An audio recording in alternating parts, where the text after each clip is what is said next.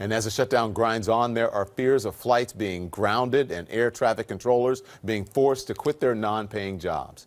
Let's discuss now. Dan McCabe is here from the National Air Traffic Controllers Association. Also, Sara Nelson, the International President of the Association for Flight Attendants.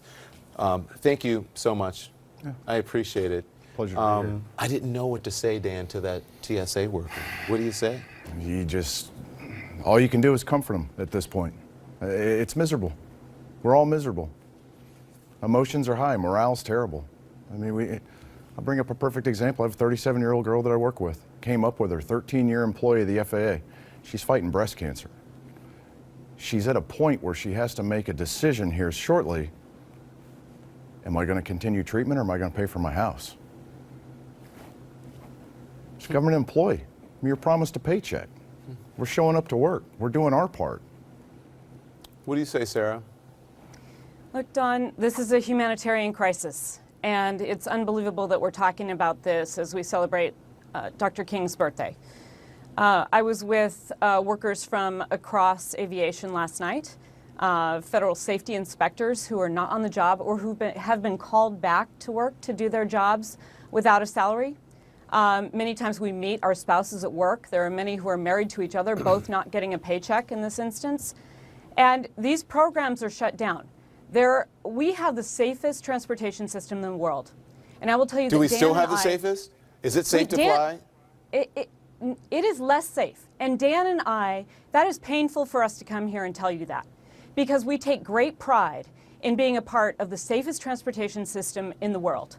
The fact that we have to come here and tell you that there are systems that are not operating behind us, the people who are coming to work, they take great pride in what they do. They don't ever get thanks. They often are doing it in a dark room, away from everyone else.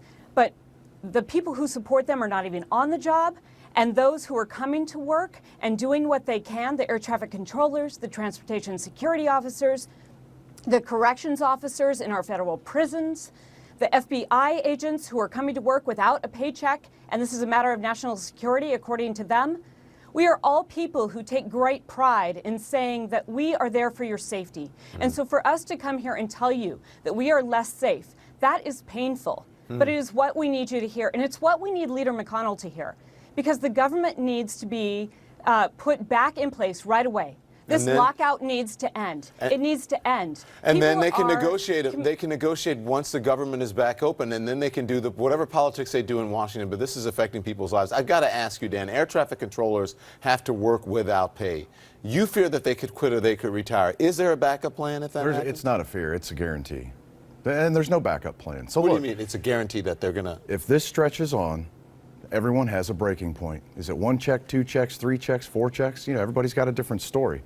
But at some point, and it's happening now, they will resign.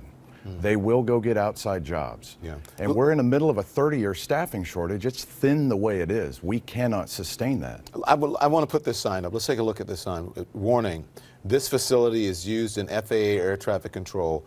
Loss of human life may result from service interruption. Any person who interferes with air traffic control or damages or trespasses on this property will be prosecuted under the law. It's posted outside of a FAA air traffic control facility. It speaks volumes to what is at stake here. It does, doesn't it? Yeah. That's written by the federal government to the general public to warn them the dangers of interrupting with the system. The same federal government that's doing it today. Yeah. That's the irony of this whole thing. Sara, I got to go, but I'll give you the last word here. Well, people are coming to work, and they're trying to make this work. And there are those who are coming to work with hardships at home, and those who have even tried to take their lives in this process. That's how stressful the people who are patriotic Americans trying to make this work.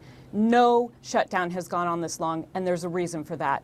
We're not safe now, and it's going to be hard to recover from this when we get back up and running. But we can't stay this way for a minute longer because our safety and security is non-negotiable. Thank you, Dan. Thank you, Sara. I appreciate your time so much. Good luck. Okay, please come back. Thank you. We'll be right back.